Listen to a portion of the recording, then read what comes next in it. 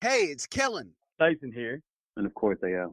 and today we're going to be covering the topic of why this podcast, why now, and why this time is more important than ever to get this content out about diversity, inclusion, and entrepreneurship. This This is is this is diversified game. A podcast giving entrepreneurial advice from a diverse and inclusive perspective with He Kellen, may agree, he may oppose, and it's more than just race, it's about, ideas. Tyson, When you're going against the odds, you've got to be creative, you've got to innovate, you've got to stand out. and AL. Focus more on execution and application and less on excuses. So let the game begin.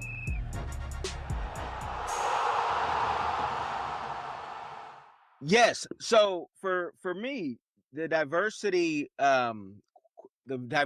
pitch, the question, the why are we doing this? For me, Kellen, why are we doing this? Because diversified game is needed. It's needed in the corporate sector. It's needed in the government. It's needed worldwide. It's bigger than just here in America, where we see that race there's 1% in tech of diversity still in firms. People, big companies are able to say, oh, we now have a 1.5% diversity rate, so we're improving. But we see the same players being picked and chosen the same way, where we can go even to Africa and see the same old players who need to retire. We need diversity. We need the 20-year-olds to be working with the 60-year-olds, because the 60-year-olds are leaving. We need to hear the game that's fresh. We also need to hear the wisdom. So that's why it's important for me to jump on diversified game and just really help let the youngins know, let the old ones know, and let's all come together. Okay. So for me, the reason why I felt like this was relevant is because I just looked at the climate of the United States. Obviously, I start where I live, right? So for me, the climate of the United States and kind of seeing how people were adapting to diversity and trying to be open-minded, while at the same time it seemed as though our political status and the people that are making the decisions for us were showing less and less of an inclusive and diverse mindset, and not so much thinking of people that were in the U.S. coming to the U.S. and now going to be a part of society here. They were almost looking for a way to exclude those people, keep those people out. The ones that were already here, get those people out. So it just kind of changed the way that I believe we're supposed to be as a society. We're supposed to be open-minded. We're supposed to be cognitive and Socratic in the things that we do. And I felt like right now we're getting so far away from that, just based on who we have sitting in the presidential seat right now and the rhetoric that's behind it.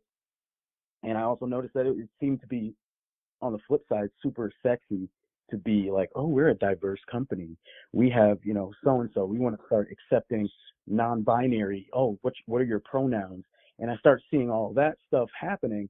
But at the same time, I don't see companies welcoming the thoughts from those people that they're trying to appeal to. And I think that this is going to be our space in our area to really express that and give the game from our perspective. And hopefully there's some employers, entrepreneurs that are out there listening that take what we say here and apply it to their business and to their life and the way that they look and treat others. So that's kind of why I felt like it was important to do this fourth quarter 2018 and heading into 2019 with a new fresh set of perspectives. I think that's pretty phenomenal. At least for me, when I heard about the concept, definitely wanted to hop on board. Not only because it's my colleagues, my brothers in the game.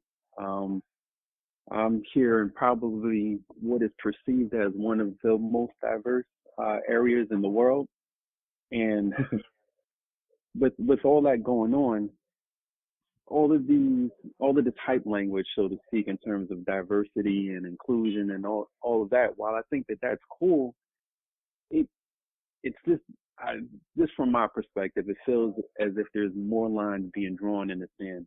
You having in one breath, let's include all different types of people, whether it's orientation, what they look like, so forth and so on. But with that inclusion, it feels, at least to me, that there's that much more separation because there's so much attention being placed on including people, and it's wild to me.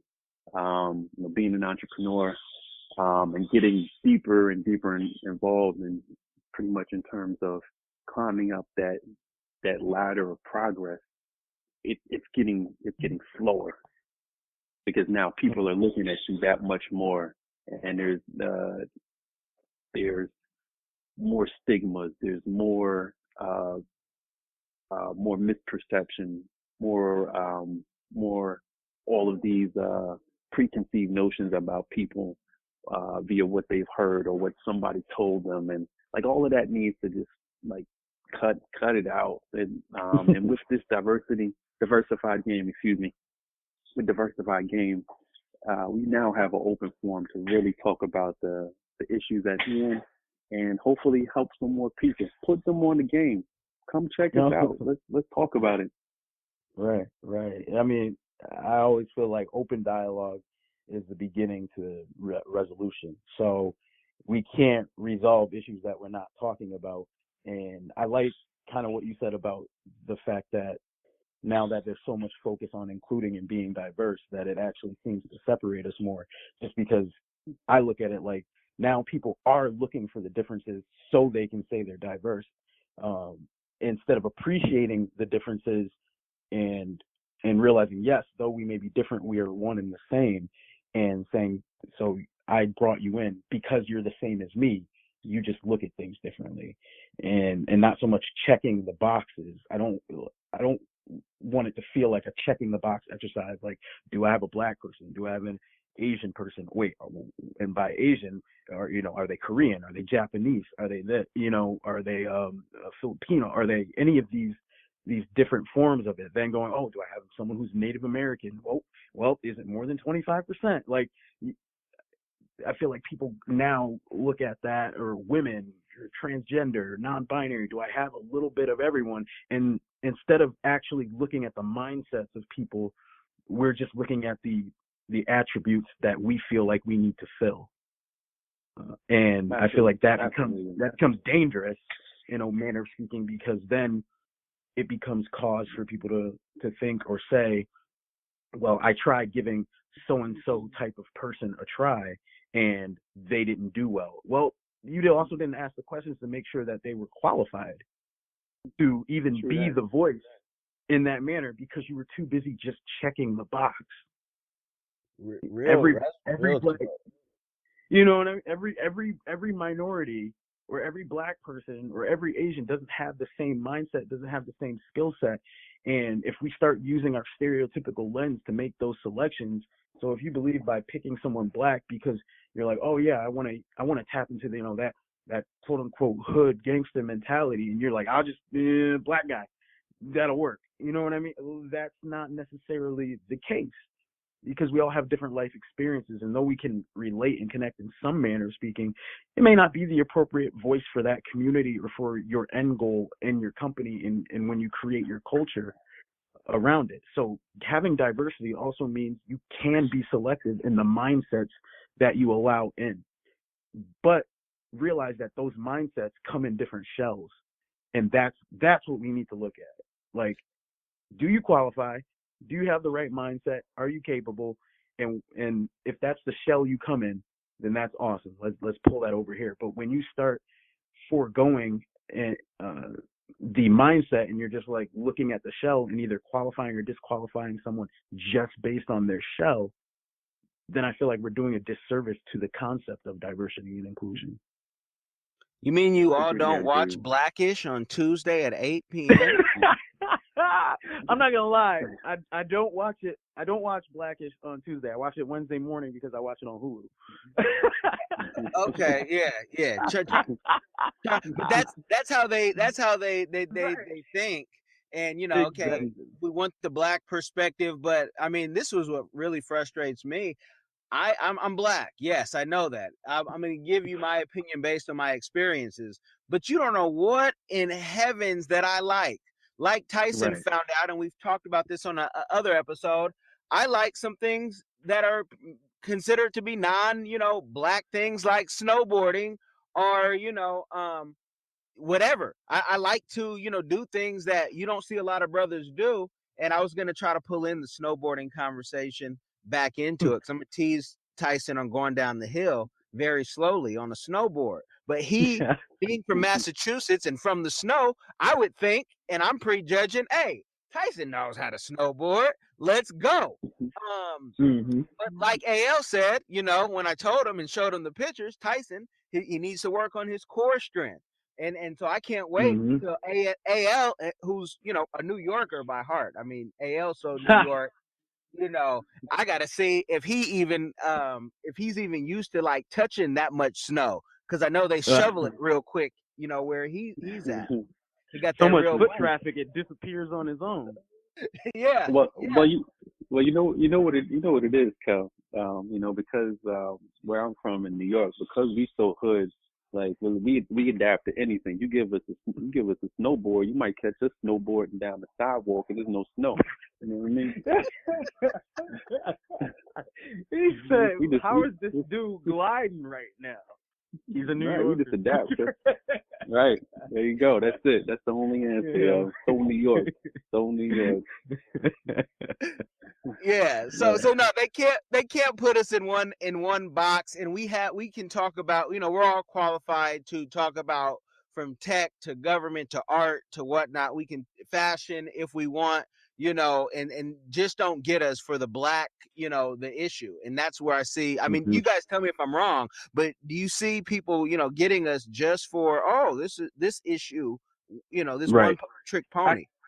I can definitely attest to that I feel like when someone thinks urban, they instantly want to come to me, but at the same time, when they want to talk about adjusting from military life to owning your own business, I'm not the person that comes to mind, even though I was in the military, I did my time, and I own a business, and I had to transition. So why wouldn't I be qualified to speak on my experience transitioning? But when I propose it, it's almost like oh, Well, really? right. Like, oh, you mean you can do something aside from talk about graffiti and growing up black? Interesting. And it's almost like we don't get looked at as multifaceted human beings in the same regard as other cultures. We get looked at for the black experience, and not realizing that if you're going to have a black experience, I mean, you can own a business, you can have a job, you can like art, you can like different music, you can like craft beers. That doesn't make you any less black. That doesn't make you any less African American, whichever you prefer. It doesn't make you any less of those things. It actually makes you more human, and that's what we're all at the end of the day. A human has different emotions, different likes, different feelings. We're not one thing. And it's hard to fight against that being in a black shell sometimes. Oh yeah, 100%. And it's funny that you made mention of experiences, because at least on the entertainment side, I'm not sure if you guys have noticed this, but in order to tell like the narrative of different cultures' experience, it seems as if from an entertainment end, it has to be funny in order for people to get it. And I think a lot of times that culture, of or the storytelling of culture rather, gets misinterpreted by people that may not be necessarily privy to what goes on in cultures different than themselves. So while Tyler Perry is super duper successful, I love what Tyler Perry is doing. In order to make this palatable for mainstream America, it has to be presented in the way that Tyler Perry is doing it. Or you have you have The Blackish, you have Insecure. It's almost over dramatized to a sense that in order for people to get it, it has to be extra. Right. I also feel like that plays into a stereotype. like a Yes, heavy yes, it does. stereotype. It takes us to the point of entertain these people, and it also lends to the fact of, I feel like black people are always extra. Just watch, and then when you see it on TV, and so let's take Blackish for instance. I love Blackish. I think it's a great show to watch. It's funny. It's interesting from my perspective. But what I also think about is who is watching this that doesn't know that some of this is a joke. Who's watching this that it's going over their head that this is a joke, and that we're not going to walk into the workplace and be as militantly pro-black as what they may show sometimes. You know what I mean? But we have to show in those scenarios almost like, hey, this is what we want to say sometimes. This is how we are actually thinking, but these people are going to act it out for you, because when we do it in person, it is super uncomfortable for you. And then you look at me like I'm the problem. And in the scenario with like Dre going in his office, and he has this kind of funny standoffish relationship with his boss sometimes, but what the boss shows is sometimes the dismissive behavior of white people when it comes to black issues. When they're bringing them to the table in a serious way, it's almost still made a joke of. And to see that dynamic play out on screen, I feel like, again, still plays into that stereotype so much that we can't get away from, because it's almost everywhere in media. You don't see serious black television, serious black film being done. It always has to have a comedic undertone for people to accept it. But if it's a rape case, if it's rape, we can tell rape straight out. Look at Law and Order. Tell me what jokes are going on in Law and Order, other than like the inter-police humor sometimes. But it's not humor. It's real. It's still looked at as real life just being acted out.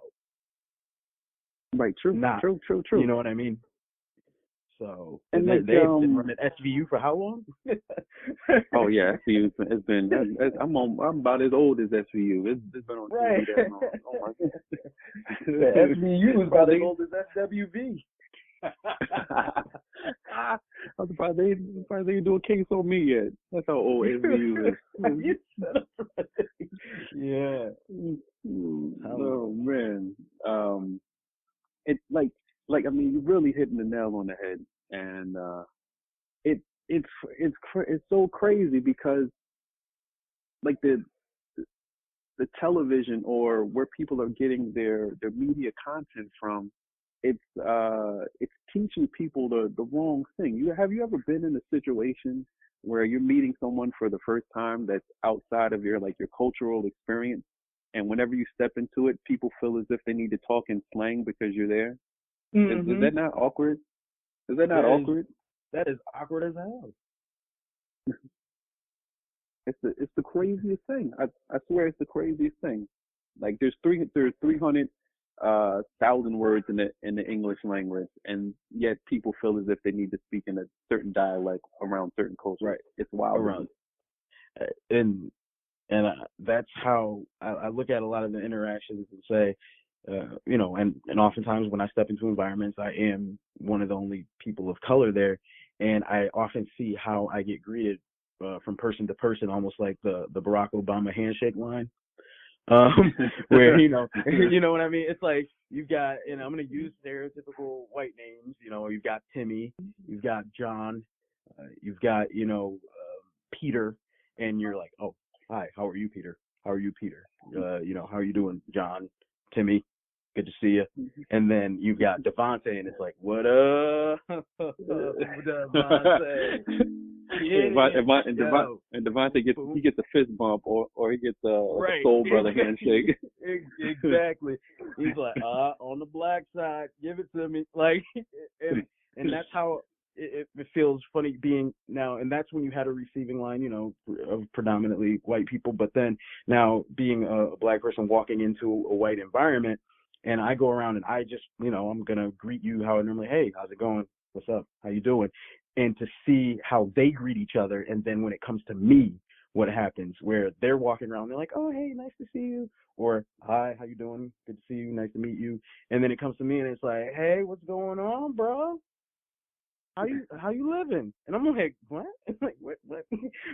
Excuse me? Like, and we're at a business mixer. You just, like, so what is how you living? Is that how you?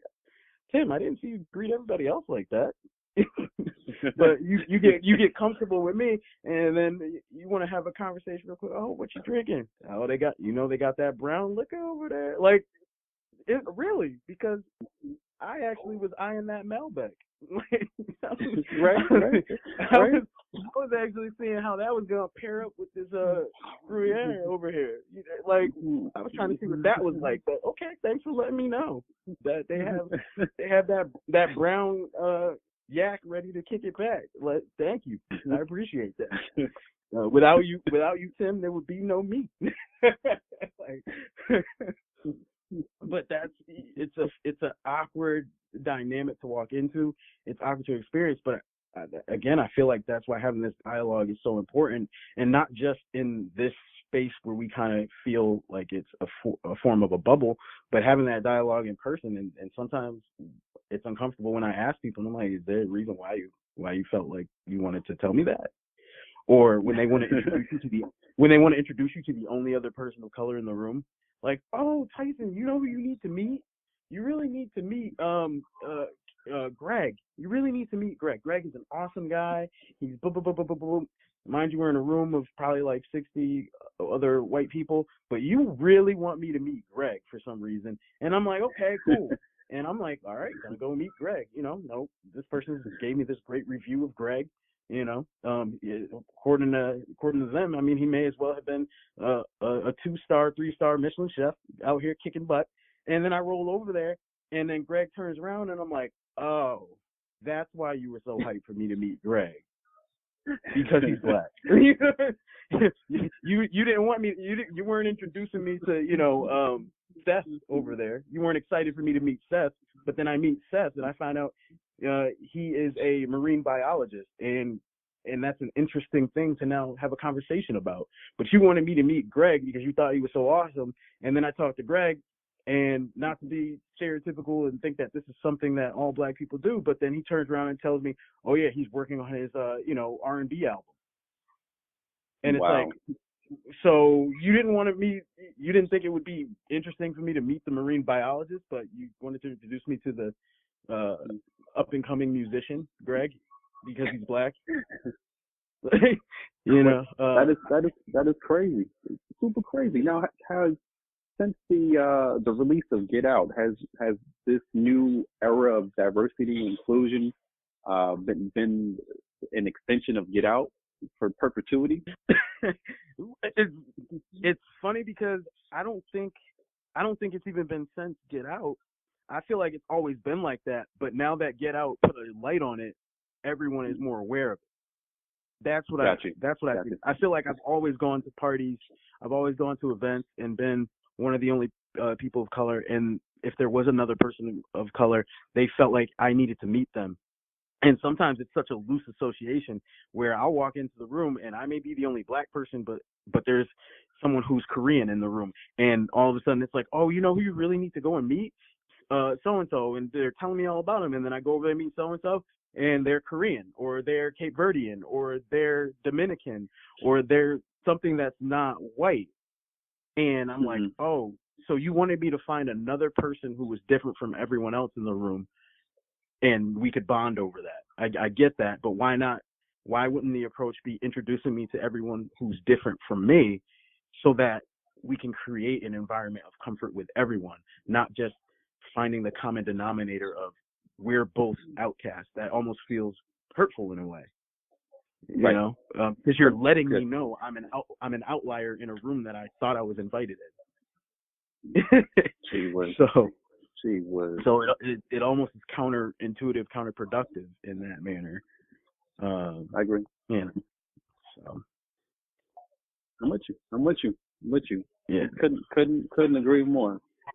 Just really grateful for you and Kellen, and now like we really have the opportunity to get it in and on a weekly basis, like just to discuss the issues at hand and like turn these issues now into viable solutions, business and otherwise.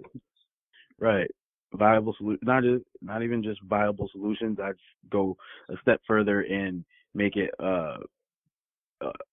viable solutions with application, and also creating the open dialogue that people seem to be scared to have about it. Like it's okay to have these questions, and it's okay to ask for these answers, but you have to do it from a place of wanting understanding and wanting to find the solution, not just doing it for the sake of optics.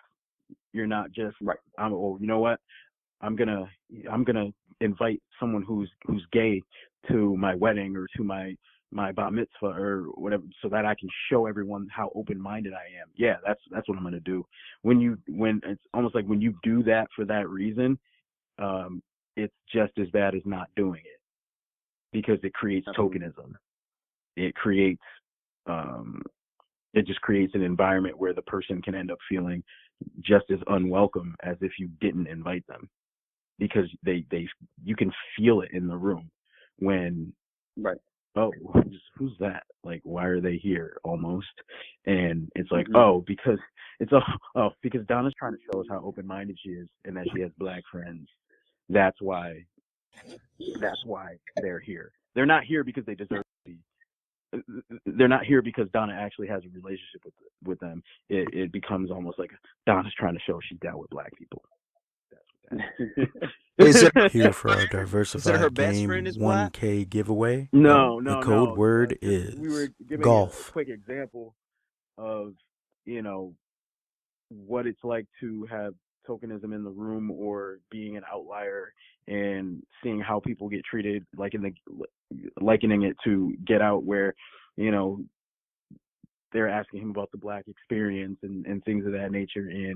And when you're the only person of color in a lot of these environments, you already feel like an outlier when you look at the room and you're the only pepper in the salt.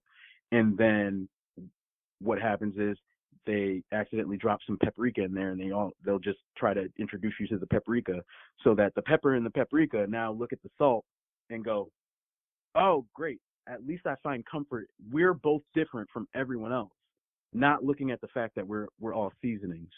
You feel me? Yeah. And I love you're not that. trying to. I love that. You're not. I love that, you're not, because that's like that Boondocks episode. Mhm. When you speak so well, and they're listening to you talk, and and he's spitting that revolutionary stuff, and they don't even care. They're just like, oh, look at he uses words. That to me is, when they're talking, when you're talking that revolutionary talk like that in a group, to them it's almost the like equivalent of like a cockhole, where they just want to watch. They just want to see, like, how explosive is it gonna be, and they're just, and I'm keeping it so PG, so for the kids can get, but for those who know, they know. But it's the same type of like, oh, he's gonna give it so hard and so well. So and all the eyes are on you, like Pac said. But and all eyes need to be on us, and hopefully people take away from those situations. Just don't put us in that one box, because there's other things that again, we can rap about. We have we might agree sometimes with the KKK and say, you know what, we got to get all trash out of this beautiful America, whatnot. But what the KKK doesn't know is some of the people that they're against would really fight for the same type of things outside of the white supremacy. Part. Yeah. I mean, I'll say with the NRA, as they present themselves as being some form of inclusive, but in reality, we see different when it comes to the media and who they back and how they treat different gun owners. And I feel like we agree on some things, maybe in some parts. Some people are Second Amendment, right to bear arms and stuff like that. And it's people of color. Like, I feel like Republican or conservatives isn't mutually exclusive to white, right? And I feel like mindset isn't mutually exclusive to skin color. Not every black person, every Latino, has to be democratic. Some people are right in the middle, and some people are so far. You know what I mean? And then you have other people. Right. I know some people that just believe in anarchy. Like, as close as anarchy as we can get is where they'd want it to be. And I've seen them in multiple shades. So yeah. But they ain't never seen real anarchy, though. People who say that, you want to see real anarchy, I'll give you a couple places to go to, and you'll say, oh, okay, no, I'm cool. We need a little bit of order. You say, you know what? I think I'm good. I'm good, love. Yeah. You know, it's all, everything is cool until you see it. It's cool to eat a whole pie in theory until after an hour your stomach hurts and you're like, dang, I really ate a whole pie in one setting. Pie. You know, right. Now I know why my mom took it away. Yeah. Mm-hmm. So I think the big overarching thing, and getting back to the topic at hand as we close out this first episode, or actually not even the first episode, our 0000 episode of Why This, Why Now. We gave a plethora of reasons, scenarios, situations, things like that. But ultimately, I think the big takeaway is it's needed. The reason why now and why this is it's needed. And this is a format that a lot of people are willing to receive it because they can listen to it in private at their homes, right, without judgment. They can absorb different ideas from different people without having, eyes all over them, or, oh, you went to this event of so-and-so, oh, that must mean you're this now, you know what I mean? And so part of it needs to be done in private, trying to have this kind of like powwow with yourself, this meetup with yourself, where you're like, I really do want to learn more about diversity. I realize that I may be stop lossing relationships with people based on the fact that they're different from me, and kind of mentally limiting what I believe they're capable of. And hopefully this can do that. This can open up those dialogues, get the ball rolling on some of those relationships, and make things better going forward, right? That's why now. Yeah. Real talk. And for those who are going to judge, like the great poet Marshall Mathers said, I am whatever you say I am, and if I wasn't, then why would I say I am? Say I am. That's it. That's it. And then AL, you got something else to pop in on that last one? Let's go. I'm here for it. You said I'm here for it. I want all the smoke. All of it. Oh, all man. The smoke. Man. The human humidor. Let's go. The human humidor. There you go. All right. Well, I just want to say thank you to both of you guys for hopping on this journey. And I respect it. I appreciate it. And I can't wait to see what the other side brings. And for those of you that are listening, I want to thank you for tuning in, staying with us if you made it this far. And we appreciate you. And share it, subscribe, get the word out there that a lot of good things are going to be coming out of Diversified Game.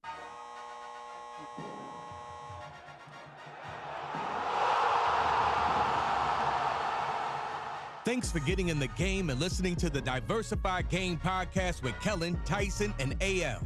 The #1 show pairing entrepreneurship with diverse and inclusive perspectives like wine and cheese, bagel and lox, fish and grits.